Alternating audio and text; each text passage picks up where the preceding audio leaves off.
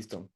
Hola, buenos días. El día de hoy tenemos el honor de tener al doctor Alejandro Zapata, que es médico de la empresa de Tempel.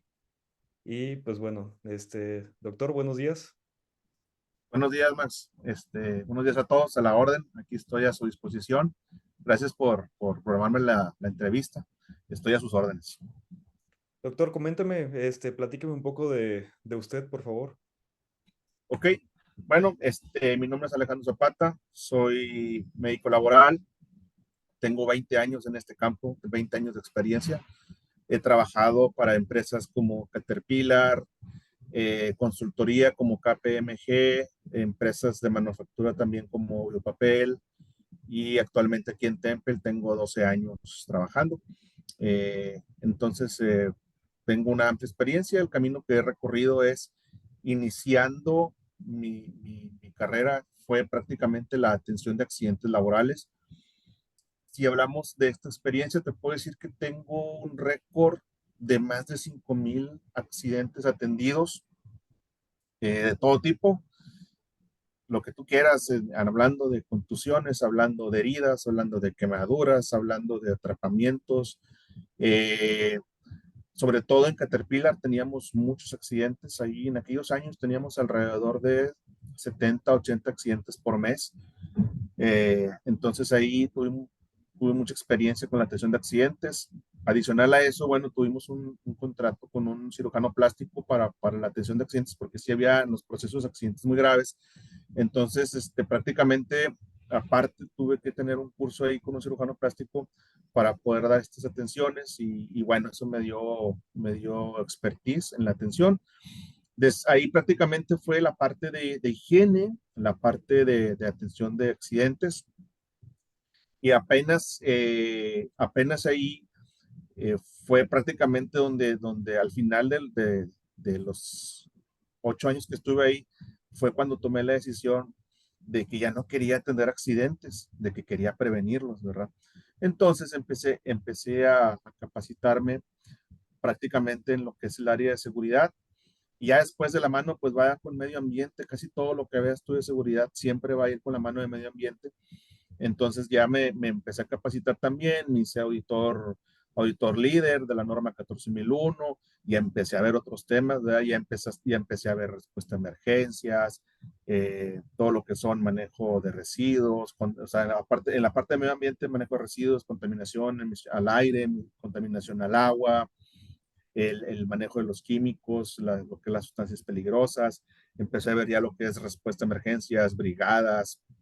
Entonces prácticamente terminé siendo se puede decir, un todólogo, ¿verdad? ¿Por qué? Pues batiendo respuesta a emergencias médicas, aunque ya casi no atiendo accidentes porque estamos previniendo, pero en la parte pues, contra incendios, o sea, la respuesta contra los incendios, derrames, fugas de gas. Entonces ya empiezas a ver esto, el mantenimiento del sistema contra incendio, normas americanas de protección contra incendios. Y bueno, te conviertes prácticamente en un administrador de seguridad, donde ves principalmente la prevención de los accidentes. Te conviertes, tienes que empezar a pensar como un ingeniero, ¿verdad? Aparte como médico empiezas también a ver cuestiones de ingeniería en los procesos, empiezas a tener que analizar, oye, pues esta prensa, cómo funciona, puede atrapar esto, tiene mecanismos de seguridad, tiene guardas, empiezas a ver procesos, a interactuar con ingenieros de procesos, eh, y empiezas a ver, digo, el campo es tan amplio, y te puedes subespecializar, así como en la medicina alguien se puede subespecializar en cirugía de mano, ¿verdad? O alguien se puede subespecializar en rodilla, pues aquí también alguien se puede hacer especialista en mecanismos de seguridad de guardas, o alguien se puede hacer especialista en trabajos en altura, ¿verdad? Entonces el campo es tan variado, es mucho, y las empresas son bastantes, ¿verdad? Somos un área industrializada. Yo estoy acá por el área de Apodaca, aquí hay muchas empresas, pero bueno, prácticamente pues Escobedo, San Nicolás, Santa Catarina, Guadalupe, ¿verdad? Entonces, Esta fue mi migración prácticamente de lo que es higiene y atención de accidentes, ahora a tener la prevención de la seguridad y más cosas, ¿verdad? Ahorita también soy responsable aquí de la seguridad patrimonial, es decir, de lo que es controles de acceso, de lo que es prevención de pérdidas, ¿sí? Entonces también tengo aquí los guardias bajo mi mando, tengo los guardias, tengo aquí 12 guardias, y bueno, se hacen muchas cosas en las empresas. Cuando esta es una empresa, ves tantas cosas, ¿verdad?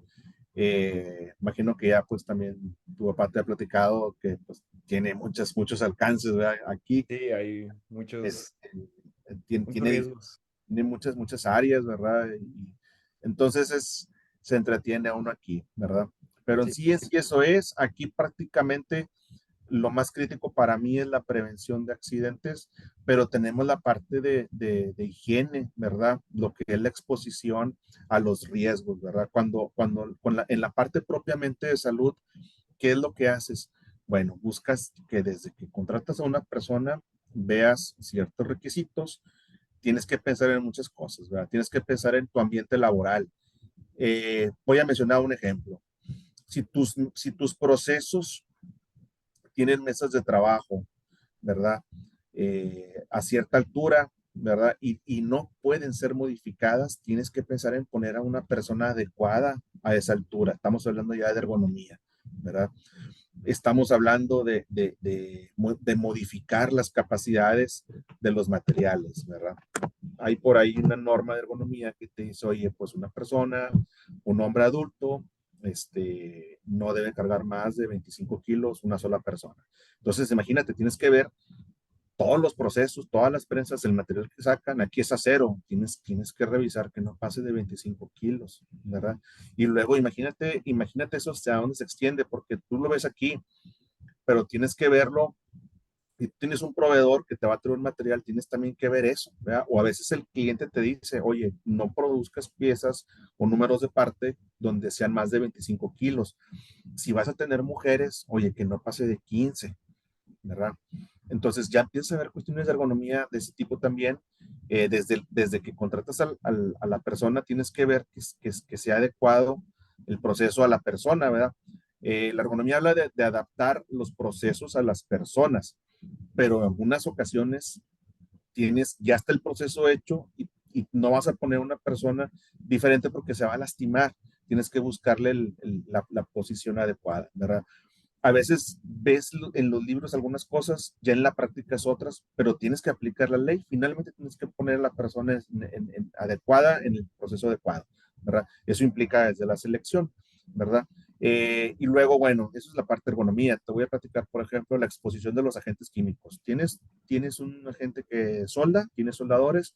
Oye, pues, ¿qué equipo de protección personal tiene? ¿Qué es lo que está soldando? Hace los análisis de los humos de soldadura, hace los análisis en la persona, estudios de metales pesados en sangre, radiografías, espirometrías. Entonces, en la parte de salud ocupacional, pues tienes que cuidar a la persona, que entra sana, que tú la mantengas sana con estudios de vigilancia, con estudios de higiene, luego el estudio de ambiente laboral, que no sobrepase los límites permitidos por las normas, y así te lo vas llevando en toda su vida laboral. ¿Cuál es el propósito? Que esa persona, el día que salga de la empresa por X o Y motivos o que se jubile, que salga sano, ¿verdad? Que no salga con una enfermedad profesional. Esa es la parte de la salud ocupacional, ¿verdad? Lo que es higiene y salud ocupacional. Entonces ves ergonomía y ves eso, ¿sí?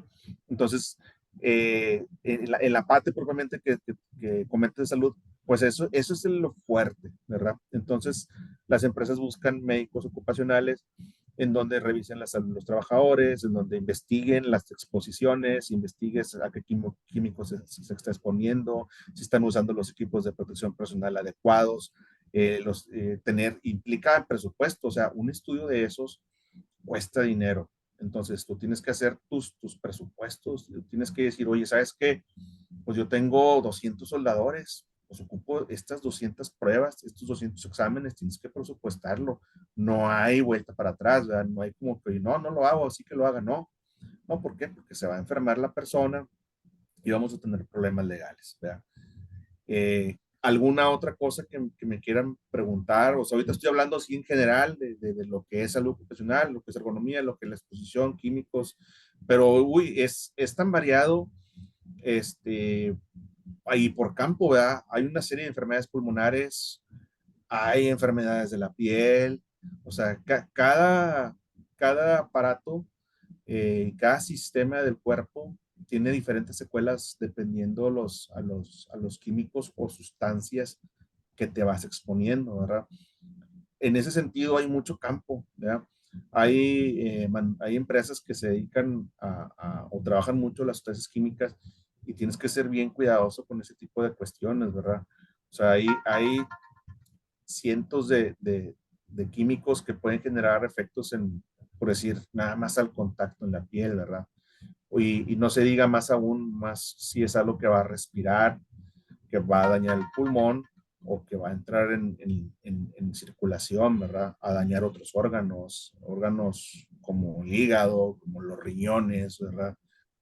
Este, y bueno, en sí, esto es lo que tiene uno que ver aquí en las empresas como médico ocupacional. Doctor, Preguntas que tengan. mencionó muchos puntos muy claves de los cuales nos gustaría enfocarnos mucho y hacerles preguntas acerca de esto más que nada. Ahorita mis compañeros le van a hacer preguntas sobre todo de ergonomía, que mencionó ahorita mucho sobre ergonomía, los factores ambientales, programas de salud.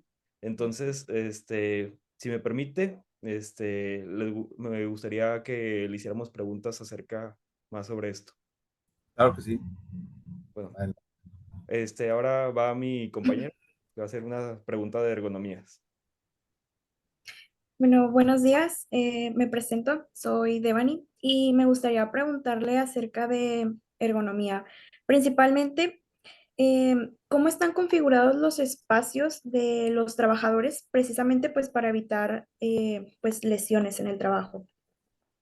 El espacio es muy importante considerarlo, los rangos de movimiento de la persona. Tienes que considerarlo uno en su espacio inmediato, es decir, en su proximidad de sus extremidades, que la persona pueda tener ese rango de movimientos. Y lo otro, y el otro es en el área en general. ¿Por qué? Porque genera accidentes. En el área en general te va a generar no tener un área ordenada, ¿verdad? O un área bien diseñada, pues va a generar que la persona se esté golpeando, se esté cayendo, eh, o en este caso, en el inmediato espacio, pues va a tener limitaciones, va a tener posiciones antiergonómicas, ángulos forzados en su articulación radiocarpiana, va a tener lesiones en el hombro, puede generar esto en la parte de los espacios. Los espacios limitados, aparte de golpes o caídas, te va a generar estas posiciones que te pueden generar incluso, por ejemplo, vamos a poner una posición o un espacio reducido en la altura, ¿verdad? O sea, las personas van a tener que estar flexionando su cintura, agachándose, y va a terminar con una lumbalgia o va a terminar con una cervicalgia, ¿verdad? Entonces, el diseño de los espacios es bien importante por eso. En la parte de espacios, básicamente, lo número uno son golpes, pero también vas a tener efectos crónicos como lumbalgias o cervicalgias, es lo que más vemos en las manufacturas, lumbalgias o cervicalgias. Y si hay espacios cerrados, uno lo ve como que, oye, eso no puede pasar, pero cuando ya te metes a una empresa, a un proceso, pasa, ¿verdad? Aquí, por ejemplo, tenemos unos túneles. Esos túneles de scrap, eh, yo mido 1,70.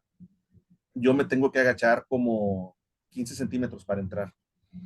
Las personas que tenemos gente que entran a limpiar, por ejemplo, las personas, yo no puedo ya rediseñar el túnel, eso ya está hecho de ingeniería. La gente que contrato tiene que ser gente de 1,60 para que no se esté agachando, porque aparte súmale la altura del casco para que no se esté golpeando porque es un espacio reducido. Entonces es un ejemplo clásico de ergonomía que aquí lo tenemos, lo aplicamos en ese sentido, en túneles y espacios confinados, ¿verdad? Espero que haya respondido a la pregunta. Sí, muchas gracias.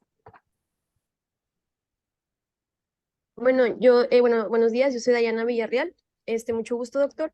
Mi pregunta también va enfocada en lo que es más que nada la protección de como mencionó, los cascos, a la protección para el personal, trabajador.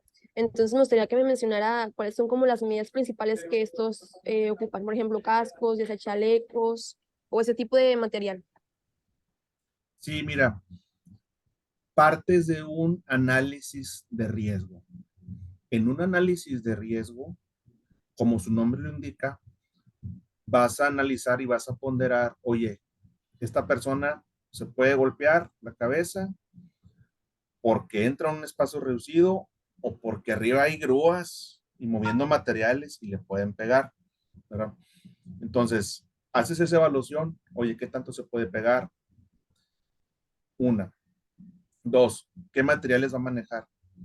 Oye, es que va a manejar lámina de acero y lo puede cortar. Entonces ya decides agregarle un guante. Cualquier guante no, tiene que ser un guante anticorte, ¿verdad? Tengo algunos guantes anticortes. Si pueden ver, aquí hay unas clasificaciones, aquí hay unos simbolitos.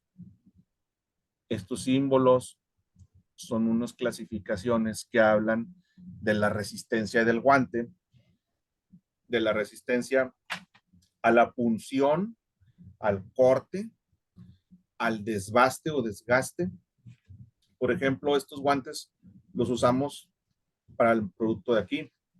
Es un guante anticorte. Este guante yo le puedo pasar un cuchillo varias veces y no se va a cortar. Se va a cortar como a la décima o a la onceava vez que le pase un cuchillo. Tienen un gran margen de seguridad. Tiene aparte una protección de nitrilo. Esta protección es porque muchos materiales traen ciertos químicos. Aquí cortamos el acero y se estampa con un lubricante anticorte, pero el lubricante el lubricante tiene una propiedad irritante, entonces por eso trae este nitrilo para que no se irrite la piel de la persona. Entonces, aparte del corte, aparte tengo que protegerlo contra el efecto que puede generar el químico, ¿sí? Entonces, en el análisis de riesgo tú determinas, oye, ¿qué protección ocupa? Te voy a poner otro ejemplo. Aquí tenemos prensas. Tenemos la prensa que hace, estampa, está haciendo un ruidazo la prensa, ¿sí? El ruido, como ustedes habrán por ahí revisado o estudiado, el ruido, cuando tú te expones a más de 85 decibeles, 8 horas, empieza a generar daño en el oído, empieza a generar una hipoacusia. No se va a notar, esto es crónico. Para que ese daño se note van a pasar 4 o 5 años, ¿sí? Y es irreversible.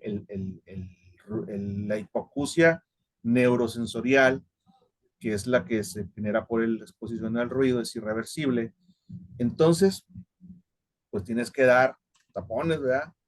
Y luego tienes que ver que los tapones cumplan la norma, cumplan.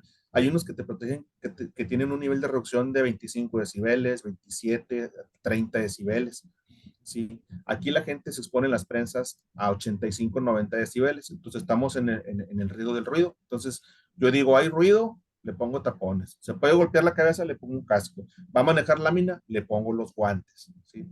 Oye, en la prensa está estampando, puede haber, se puede romper un aditamento de la prensa y puede salir volando el aditamento, pues me pongo mis lentes, ¿verdad? Me pongo mis lentes de seguridad, que estos lentes, si ustedes se fijan, estos lentes por aquí traen una norma, ¿verdad? Todo el equipo de protección está normado, ¿sí? Trae una norma que te dice que resiste un impacto de una pieza metálica a tal velocidad. Entonces ya uno pues usa los lentes, usa los tapones, la protección auditiva, usan los guantes, ¿verdad? Y luego va dependiendo, ¿verdad? Hay gente que usa unas que son como conchas auditivas, ¿verdad? Son esas protegen diferente, ¿verdad? Entonces sí, el equipo de protección personal lo defines mediante un análisis de riesgo de acuerdo a lo que se está exponiendo la persona y defines si va a usar guantes o si va a usar incluso, aquí tengo por aquí también otras cosas. Hay unas mangas de Kevlar que son también para el corte y para el calor. Puedes exponer a calor. Hay materiales que son resistentes al calor, ¿verdad? Estas mangas de Kevlar, tiene que decir que es Kevlar, ¿verdad? Pues es resistente al corte, ¿verdad? Ustedes han oído que el Kevlar se usa, por ejemplo, el hilo del Kevlar se usa en los chalecos antibalas, por ejemplo, ¿verdad? Aquí tengo otro tipo de guante que está completamente recubierto por nitrilo. ¿Por qué? Porque es cuando alguien maneja o ya sumerge las manos en un material que está más impregnado. ¿Sí? Y hay diferentes materiales, por ejemplo, este es carnaza, que es una especie de cuero o de piel, ¿verdad? Este es carnaza, se usa también para otro tipo de materiales. Y así te vas a ir topando diferentes tipos de guantes. O ya alguien que trabaja con químicos más abrasivos, entonces le voy a dar este guante que es completamente protegido contra el químico, completamente impermeable, pero miren, trae Kevlar por dentro. O sea, aparte tiene una alta resistencia al corte, ¿sí? Y todos estos guantes pues, son normados, ¿verdad? Se usan aquí en los diferentes procesos. Ustedes pueden revisar las categorías. Todos los guantes tienen ciertas clasificaciones o etiquetado que te dice contra qué tipo de químicos o temperaturas, desgaste o punción, ¿verdad? Pero sí, la pregunta principal es, ¿cómo lo determinas? Análisis de riesgo. Sí, haces una matriz, haces tu matriz de riesgos, pones todo a lo que le puede pasar y qué lo que le tienes que poner para protegerlo. Ahora, hay una jerarquización de riesgos. El equipo de protección personal es la última línea de defensa. Tú primero tienes que buscar que se proteja desde antes, desde el diseño de un equipo, de una máquina, de una herramienta. Desde la ingeniería tienes que buscar que proteja. Ya cuando le pones el EPP es porque ya no hay más que hacer, ¿verdad? El ruido, por ejemplo, lo puedes encapsular, le puedes poner una carcasa a la prensa para que ese ruido se quede encapsulado. Pero si no tienes el espacio o no tienes el recurso económico, o el espacio del área no ocupa porque tienes muchas prensas, pues hasta pones, ¿verdad? Entonces te fijas cómo tomas decisiones. Tú te puedes ir más arriba, más antes, ¿verdad? Decir, yo quiero evitar la exposición primero, pero si no la puedo, pues ya le pongo el equipo de protección personal. Hablando de ruido, oye, no son 85 decibeles, son 120, 130. Ah, caray, el tapón nomás me reduce 30. Voy a quedar fuera de norma. ¿Qué haces? Lo que le llamamos controles administrativos. ¿Qué es un control administrativo? Voy a rotar a la gente. Es que lo voy a meter 3 horas, nada más. Y luego meto a otro 3 horas, y luego otro meto 3 horas. Y ya completo mi turno. ¿Sí? Entonces, te fijas cómo, oye, pues no hay protección más para los 120 sí, pero rótalo. Bajas el tiempo de exposición y es como puedes protegerlo. Entonces, tienes que jugar con todo eso, ¿verdad? Está interesante esa parte, ¿verdad? Lo que tienes que pensar, luego decir, oye, es mucho decibel, ¿cómo le voy a hacer? O lo encapsulo o lo roto. No puedo encapsular lo roto, le sigues dando protección y lo rotas. Y haces un programa de rotación de la gente. Y tienes que supervisarlos, que no se pase. Porque la gente se queda ahí trabajando. El ruido, cuando tú te quedas 10 minutos en un área ruidosa, después de 10 minutos ya no lo sientes. ¿Verdad? Pero estás recibiendo el efecto. Espero que haya respondido a la pregunta. Sí, doctor, muchas gracias. Buenos días. Yo soy Víctor Monsiváis. Y bueno, ya cambiando un poco de contexto ahora, me gustaría hablar sobre la atención médica hacia los trabajadores. Tengo entendido que los médicos del trabajo utilizan los documentos ST y que estos documentos se dividen en varios formatos. ¿Estoy en lo correcto? Sí, sí tenemos, como departamento de salud del trabajo, tienes que tener documentado todo lo que haces. Entonces, va también amarrado a un sistema de calidad de ISO 9000. Entonces, tienes que tener tus diferentes documentos. Estamos hablando ya de administrar, ¿verdad? Oye, pues tú tienes un documento que es tu examen de ingreso. Tienes que tener un documento diferente para un examen periódico, ¿verdad? Los exámenes periódicos los haces cada año. para vigilar la salud de los trabajadores, ¿verdad? Y así te vas a ir separando los documentos que van a ir en el expediente, en el expediente del trabajador, ¿sí? Estos documentos son auditables. La Secretaría de Salud los puede auditar en un momento dado y tienes que tener en un expediente los siguientes documentos: examen de ingreso, que va a constar de su historia clínica, exploración física, la audiometría que le haces, ¿verdad? Las mandas a hacer o las haces aquí. Nosotros aquí tenemos un audiómetro, hacemos las audiometrías y vigilamos la salud de la gente. Metes la audiometría, metes tarjetas o cartillas de vacunación, que es otra de las cuestiones que tienes que ver. Oye, se va a exponer a cero, pues vacuna contra tétano, tienes que tener ahí toxoide aplicado. Y todos los documentos se van al expediente del trabajador. Tienes también otros documentos como firmas de compromisos. Las personas tienes que concientizarlas y decir, a la conciencia tiene que estar enfocada en lo que no deben de hacer también. ¿Por qué? Porque a la gente a veces se le hace fácil hacer cosas indebidas, como tal vez exponerse a algo sin un guante, sin una protección. Entonces eso también tienes que tener esos compromisos desde que lo contratas, ¿verdad? ¿Qué más documentos debes tener ahí? Los exámenes especiales que le tienes que hacer para la exposición, sus resultados de espirometría, metales pesados en sangre, etcétera, radiografías, etcétera. Básicamente eso es lo que tienes que tener documentado. Hay más documentos que no son propiamente del expediente de la persona, pero que tienes que tener en el departamento, ¿verdad? Manejamos en la parte de salud ocupacional una serie de cosas, por ejemplo, también la calidad del agua, también tienes que tener esa documentación, no de la persona, pero sí del departamento médico.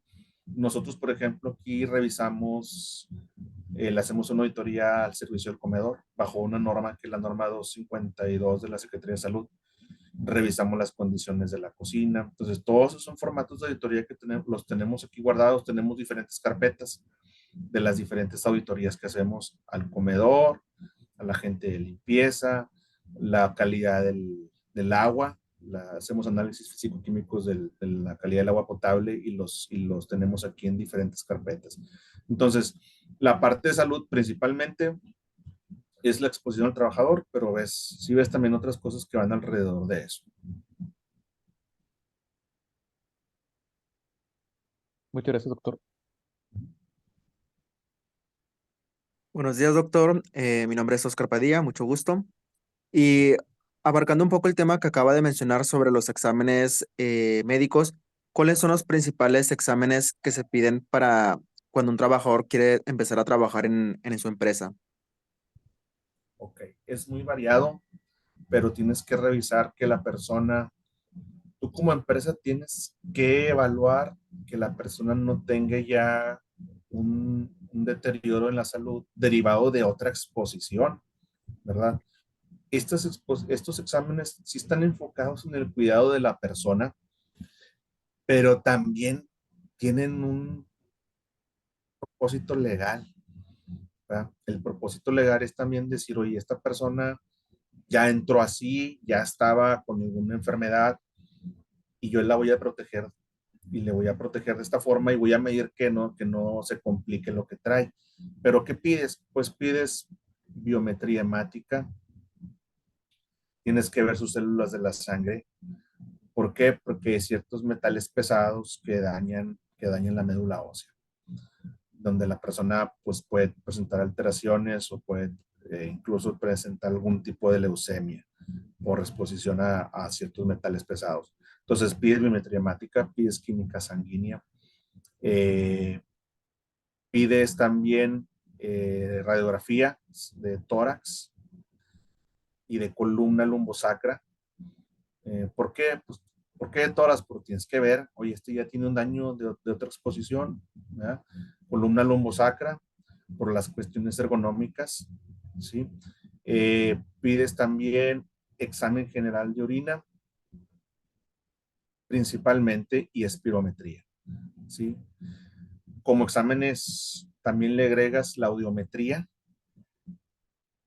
le agregas el examen de agudeza visual. El examen de agudeza visual tiene importancia en las empresas porque muchas posiciones requieren de detectar defectos en las piezas. Entonces, muchas veces la gente quiere, las empresas buscan, oye, no, yo quiero que esté al 100 de la vista, o si no está al 100, al menos para saber y darle sus lentes de seguridad graduados, ¿verdad? ¿Por qué? Porque a veces hay, por ejemplo aquí, manejamos piezas como estas piezas, estas son las laminaciones que aquí hacemos, estas laminaciones, pero a veces los defectos son milimétricos, entonces ocupas que la persona tenga buena vista, porque lo van a poner a detectar, le van a poner una mesa con una lámpara, con una iluminación, la cual la iluminación pues tiene que estar adecuada para el proceso que va a hacer, ¿verdad? Es otra de las cuestiones de higiene, los estudios de iluminación. Eh, y por eso pides el examen de la vista, le agregas lentes. Entonces, principalmente son esos: biometría, química, examen general de orina, radiografía de tórax, radiografía de columna, espirometría, examen de agudeza visual. Y dependiendo el giro que vaya a tener la persona, a veces se piden otras cosas. En la exploración física, buscas también ciertas pruebas de Tinel, de Fallen, para buscar si no trae ya riesgo ergonómico del nervio mediano, lo pones a hacer movimientos, flexiones, ver si puede desarrollar la prensión bien, ¿verdad? Si puede hacer la oposición bien. O sea, aparte en el examen físico, haces muchas cosas. Le mueves la posición, ves ángulos, ves prensión, le pruebas la fuerza, revisas algunas pruebas de columna para ver si no trae el riesgo de lesión lumbar, de alguna hernia de disco lumbar, ¿verdad? Entonces son muy variados los exámenes, son en sangre, son radiografías, son movimientos también, son los test del oído, de la agudeza visual, en algunas ocasiones algunas pruebas especiales en sangre, ¿verdad? Son temas medios críticos, porque alguien pudiera decir, bueno, es discriminatorio, ¿verdad? ¿Por qué? Oye, es que ya está lastimado la columna, o ya trae hipoacusia, lo van a discriminar, no va a entrar. Pero también la empresa puede decir, no, lo que no quiero es dañarlo más, ¿verdad? Voy a meterlo, si ya trae cierto daño, lo voy a terminar de dañar. Entonces, a veces hay debate de ideas sobre eso, ¿verdad? Sobre los exámenes médicos, ¿verdad? En la actualidad, por ejemplo, hay cosas que son muy castigadas por ley, ¿verdad? Por ejemplo, un examen de HIV, ¿verdad? Nosotros no hacemos examen de HIV porque hay exámenes que sí son obviamente muy discriminatorios. Hay unos que sí dices tú, no, esto le va a hacer daño a la salud. Ah, bueno, puedes poner criterios o niveles de qué tanto, hasta dónde puede entrar. Si trae una hipoacusia, si trae una lesión en columna. Oye, trae una lesión en columna, sí, pero aquí va a manejar algo de peso que se va a terminar lastimar. Pero un HIV pues, no tiene nada que ver realmente con las operaciones. Esos ya son tipo de exámenes que muchas empresas siguen pidiendo y dicen, no, yo no quiero que entre, ¿verdad?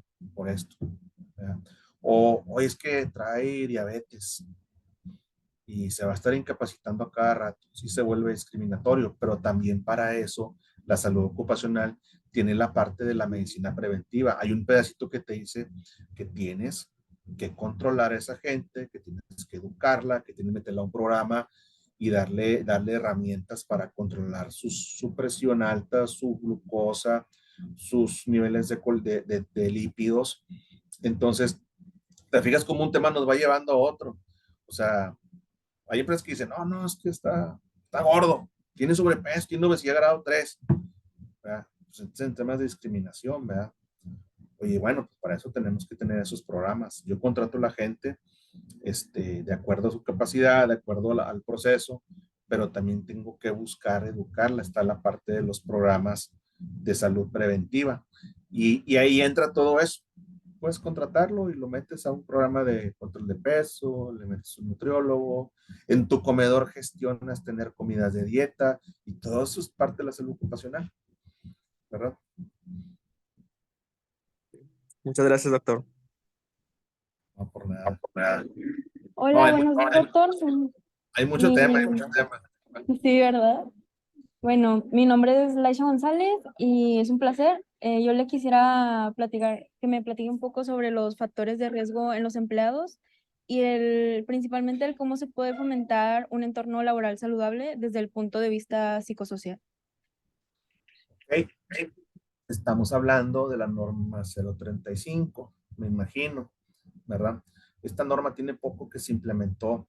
Los factores psicosociales en el pasado no habían sido tomados en cuenta por la mayoría de las empresas. Hay empresas grandes que siempre los han tomado en cuenta, que siempre han buscado ese equilibrio entre el trabajo y la vida personal del trabajador. Entonces, esta norma tiene que ver con esas cuestiones, por un lado, buscar el equilibrio entre tu vida personal y tu vida laboral, pero por otro lado, habla del ambiente de trabajo, cómo gestionas los problemas que puedan suceder, eh, las, el trato del supervisor, oye, que no haya hostigamiento laboral, que no haya sobretrabajo.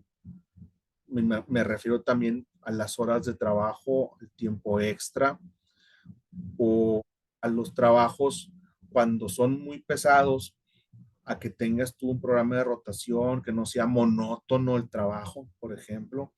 Habla también de que debes tener aparte de implementar la norma, un sistema también incluso de quejas, de cuando algo no se está dando adecuadamente.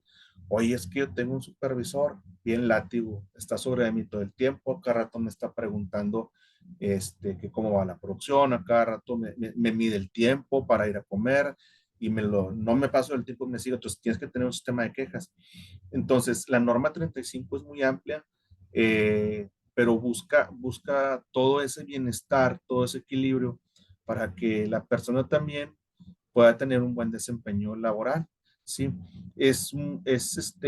La norma te pide que hagas unas evaluaciones psicológicas, que determines al personal que tiene riesgo, que tenga traumas, por ejemplo, ya sean de origen laboral, como accidentes que hayan tenido antes, o traumas de otro tipo también, y que los canalices con una atención psicológica. Algunas empresas contratan sus psicólogos, otros nomás lo refieren al psicólogo del Seguro Social, que a lo mejor no va a ayudar mucho por cómo está el Seguro Social, pero si tú lo canalizas, si tú lo documentas, cumple. ¿Ya? Entonces, de eso habla esta norma, de tener un buen ambiente de trabajo. Se tiene que capacitar a los supervisores para que puedan administrar bien a los trabajadores, darles buen trato, no tener hostigamiento laboral, que los trabajadores tengan mecanismos para poder escalar problemas que tengan, problemas para producir. Si alguien dice, oye, es que me están pidiendo mi supervisor que saque este trabajo, pero no me está dando una herramienta que necesito, pues que tengas ese mecanismo para quejarte y que no haya represalias, ¿verdad? Entonces, esto es un tema reciente, tiene pocos años, apenas la norma. Nosotros aquí hemos hecho estudios de la norma 35, en donde ya en los estudios ya determinamos el personal que tiene estos riesgos psicosociales que tienes que canalizar. ¿Por qué? Porque hemos tenido algunos accidentes graves en el pasado, esas personas ahí sale que trae un acontecimiento traumático severo, ¿verdad? Y bueno, prácticamente de eso se trata la norma, de un buen ambiente laboral, de que la persona se desempeñe bien, de que tenga equilibrio con los tiempos, que él pueda poder expresarse, comunicarse de cualquier situación para resolver sus necesidades laborales y que la empresa le dé el apoyo psicológico en caso de que él tenga un problema, ya sean problemas con origen en el trabajo o incluso problemas personales, ¿verdad? Muchas gracias, doctor.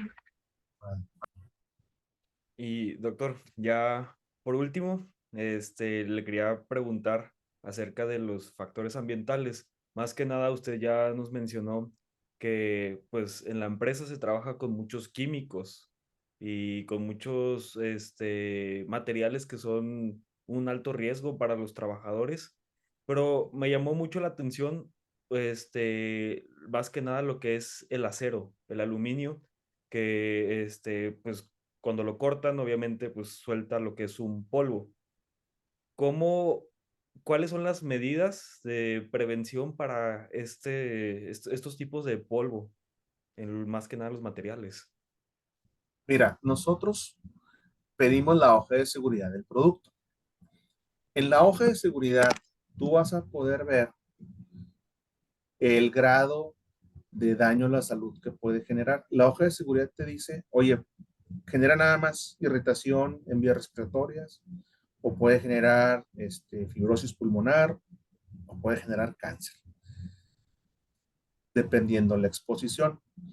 Entonces, y luego también te dice que hagas, cuáles son los estudios que tienes que hacer. Entonces, nosotros particularmente hacemos estudios de este polvo que suelta el acero. Y esos estudios nos dicen si realmente puede haber daño o no. Eh, en lo que nosotros respecta, el acero que cortamos, el polvo, no genera daños. El estudio salió que no genera daño a la salud, pero puede generar en algunos procesos irritación en la piel, sobre todo cuando en el calor, ya cuando el sudor genera irritación. Entonces, ¿qué controles pusimos? Pusimos sistemas de extracción. Entonces, donde se corta donde se corta esa lámina, ponemos una extracción. Entonces, tan pronto suelta un polvo, es una aspiradora, ¿verdad? Es un tubo, una aspiradora, lo aspira, se va a un colector de polvos, ¿verdad? Y ya evitamos que le caiga a la persona. ¿Qué hacíamos antes? De los sistemas, no tenían, los pusimos hace poco. ¿Qué hacíamos? Le dábamos protección respiratoria a la persona. Una mascarilla N95 era suficiente para esto, ¿verdad? Pero sí es un tema importante. Algunos metales, cuando los cortas o cuando los fundes, pues ya se vuelven peligrosos, ¿verdad? Así solo el metal, solo no, pero ya fundido va a desprender algún humo, o ya cortado, al momento del corte el polvo puede ser un polvo. Imagínate que trajera, por ejemplo, altas concentraciones de carburo de tungsteno, pues va a ser cancerígeno para el pulmón, ¿verdad? Entonces eso lo analizamos en la hoja de seguridad y metemos esos controles, ¿verdad? Hacemos estudios y los estudios los hacemos como con cierta periodicidad, porque a veces puede cambiar el acero. Entonces, lo hacemos también para ver que esto no ha cambiado. Sí los hacemos los estudios, ¿verdad? Hacemos los estudios, ponemos sistemas de extracción, ¿verdad? Me hubiera gustado más saber un poquito más sobre las preguntas para yo tomar ciertas fotos y mostrarte, ¿verdad? Es un sistema de extracción, cómo está. Porque a lo mejor lo puedes ver en el internet, ¿verdad? Pero ya lo ves en una planta aquí en la ciudad y ves cómo está, ¿verdad? Ves cómo lo implementan, ¿verdad? Con gusto se las recibimos si quieren, se las manda a mi papá o me las manda a usted y con gusto aquí las exponemos más que nada aquí al salón. Va a ser un video, una exposición al salón. Ponme en una lista, me pones, oye, ejemplo de esto, ejemplo de esto, ejemplo de esto. Sí, Y ya te claro. mando, no sé, 3, 4 ejemplos. Te puedo mandar ejemplo del EPP, ejemplo de un sistema de extracción, ejemplo de, por ejemplo, la señalética, que es otra norma. Oye, pues, tiene la misma norma que la norma 26, que te dice, oye, ¿por qué esta señalética del equipo de protección? ¿Por qué es azul? Ah, bueno, es que la norma sí lo pide, ¿verdad? Entonces, de los colores y señales de la seguridad, están los pictogramas de seguridad también, que es la norma 18, que te habla de que todo químico debe tener esos pictogramas y te debe anunciar qué te puede pasar, qué te puede ocasionar, ¿verdad? No tengo aquí algún recipiente químico para mostrarlo, ¿verdad? Pero eso viene en cualquier químico que tú tengas, ¿verdad? Incluso en un desodorante de esos de aerosol debe venir, ¿verdad? Fácilmente. Pero sí, sí, sí, con gusto te puedo dar algunos ejemplos de lo que aplicamos aquí. Y por último, doctor, nos mencionó al principio que pues ha presenciado muchos accidentes de trabajo. ¿Cuál ha sido uno de los que más lo ha marcado a usted a lo largo de su trayectoria? Mira, de los que más me han marcado fue una prensión, una fractura de pelvis, una persona entre dos montacargas. La persona se bajó, el tanque de gas está en la parte de atrás, se le acabó el gas y en una zona donde había mucho movimiento. Entonces se bajó por la parte de atrás a cambiar, le da las espaldas al entorno y por atrás llega otro montacargas y lo prensa con la parte trasera también.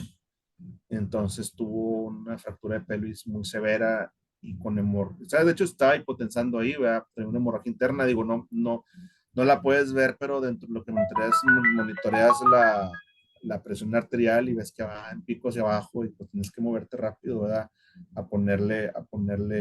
Canalizarlo, a ponerle una vía entrenosa, ponerle suero a chorro y el que se lo lleve la ambulancia, ¿verdad? Ese es uno de los que me marcaron más en una empresa en las que estuve. Eh, lo otro son las amputaciones de los dedos.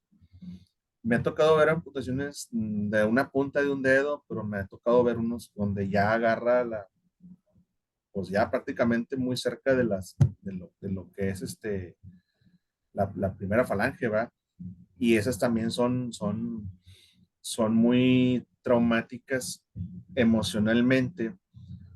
¿Por qué? Porque o sea, que la persona se vea sin el dedo, o sea, la impresión de la persona de verse sin un dedo o sin dos dedos, ¿verdad? Donde lo tenía, aparte del dolor que genera, ¿verdad? Me ha tocado eso, los traslados en ambulancia de este tipo de accidentes también son bien estresantes, ¿verdad? Que ya quieres llegar y quieres, se te hace bien largo, se te hace eterno, ¿verdad? Eh, ¿Qué más me ha tocado ver? Me ha tocado ver caídas trabajos en altura, me ha tocado ver las lesiones por discos de pulido. Los pulidores son bien peligrosos los pulidores. O sea, el disco te perfora el cráneo, te entra hasta el cerebro, ¿verdad? O si es en abdomen o en tórax, entra. Y ver esa lesión en vivo, pues es bien traumático también, ¿verdad? Y tú sabes, digo, y en medicina, pues en el área de urgencias también ves de todo. Este, pero los laborales ves mucho, bueno, ves mucho de lo que es choque, todo lo que es automovilístico, ¿verdad? Pero en las empresas, como hay muchas máquinas, los mecanismos son diferentes, ¿verdad? Por ejemplo, que una prensa aplaste una mano, o sea, ver una mano hecha picadillo, ¿verdad? Es traumático. Aún como médico y que estás acostumbrado, no dejas de sorprenderte, ¿verdad? De hecho, cuando ya empiezas a tener algunas urgencias que te pasan porque simplemente andas por ahí cerca también, ¿verdad? Eso también te va dando, ¿verdad? No es lo mismo que recibas en un hospital a alguien en un paro, donde sabes que está el internista, que está el urgenciólogo, que tienes ahí, que alguien lo va a intubar y a que alguien le dé un paro en la calle y que no haya nada que hacer más que empezar a dar respeto solo, ¿verdad? Estas cuestiones también a veces ya me han pasado, sí son difíciles. A la hora, oye, no hay nadie. Y si no haces tú nada, pues se va a ir la persona, ¿verdad? Y a veces se va a ir, no está en tus manos, pero tienes que hacer el intento, ¿verdad? En tu juramento. Entonces, y poner en el equilibrio eso y cuestiones legales, ¿verdad?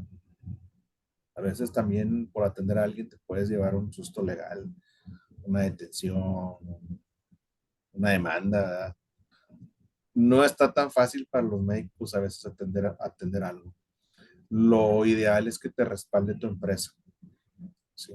Entonces, los médicos laborales que tienen emergencias en los centros de trabajo tienen que estar también protegidos, ¿verdad? Tienen que también tener un seguro contra mala praxis, ¿sí? Pues, obviamente no es tu intención dañar a alguien más, pero si algo a veces no sale bien, puede suceder eso. Entonces les comento esto también para que si ustedes deciden irse a una empresa, pregunten por el seguro de mala praxis, y si no lo tienen, piensen en entrar ahí, porque no sabes en qué momento la empresa te puede respaldar o no. Aquí nosotros lo tenemos, aquí lo tengo yo. Donde yo estuve en Caterpillar también lo tuve. En mi papel no lo tenía. Entonces, es un volado atender a alguien en una emergencia.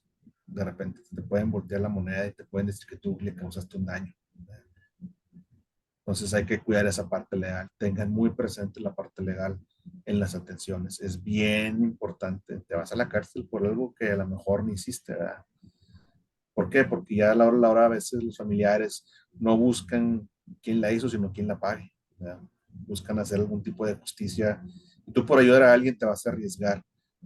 Son temas de debate fuertes también ahí en la medicina. Me imagino que ya han tenido también esos debates.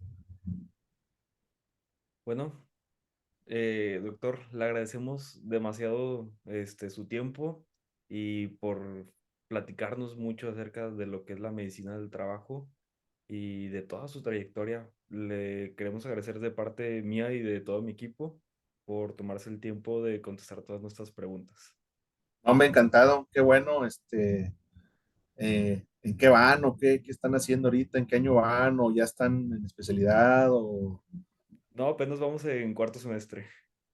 cuarto semestre? Cuarto semestre. Oye, pues qué bien. Fíjate que cuando yo llevé medicina, esa no era una materia. No, sí, ahorita es una materia optativa, entonces ahorita la estamos llevando más que nada. Hay mucho campo, sobre todo lo que es la higiene, hay mucho campo, mucho campo. Te especialistas en muchas cosas, ¿verdad? Pero sí, sí, qué bueno que les dan la materia, van en cuarto semestre, no, pues échenle muchas ganas. La carrera es dura, ¿verdad? Es pesada, eh, y realmente ya hasta al final, cuando empiezas a practicar, le empiezas a hallar más sabor a las cosas. Sí, ahorita todavía está un poco pesado, pero está padre la carrera.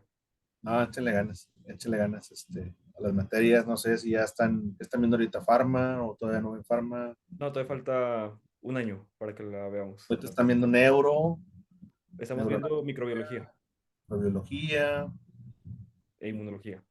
inmunología. ¿Todavía está el doctor Medina ahí o no? ¿En qué facultad están ahí ustedes? Medicina, ¿En la uni o en UDEM? en la uni. En la uni. ¿Todavía está el doctor Medina ahí? En Sí, el doctor inmunología. de inmunología todavía está, el doctor Medina. Oh, ni con ese doctor. Buena onda el doctor Medina. ¿Todavía fresea mucho o ya no? No, nada más nos tocó una vez en una clase y ya no nos da el doctor Salinas, Mario César Salinas. No, el doctor Medina, todo un ícono. Todo un ícono. No, ha habido muchos doctores muy, muy interesantes ahí a lo largo. A mí todavía me tocó el doctor Piñeiro en farmacología. Todavía me tocó él. Y todavía me tocó Ramiro Montemayor en anatomía. Digo, no me dio clases a mí, pero me metí a algunas clases de él. Imagino que saben, o les han platicado algo antecedentes ahí, ¿verdad? De eso. Sí, yo sí he escuchado. Entonces, sí, buenas etapas ahí, duras. Pero no, qué bueno que ven esa materia ahí. Pues muchas felicidades por tomar esa carrera. Eh, ya entrando más a lo clínico, le van a agarrar buen sabor. Van a ver que sí. Muchas gracias, doctor. Hombre, no, placer. Que tenga Luego. buen día. Gracias igualmente. Hasta Muchas luego. gracias, doctor. Hasta luego.